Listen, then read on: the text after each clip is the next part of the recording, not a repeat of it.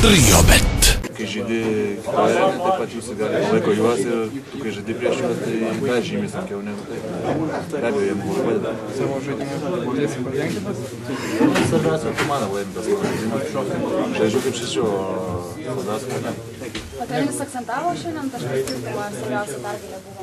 Tai aš manau, kad gali susitikimų nebereik, bet apie tai kalbų nebuvo.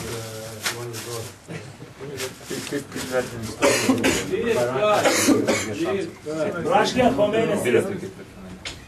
Na, žiūrim kaip sužais Panathinaikos, nežinau kaip sužais šiandien. Jeigu Panathinaikosas laimės, tai viskas, kaip tai supranta, mūsų rankos dar.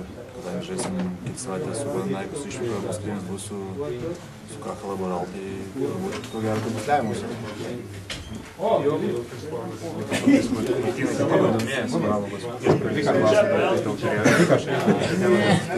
Čia ta istorija, tas balsas, tai nekreipiai dėmesio žaidėjai.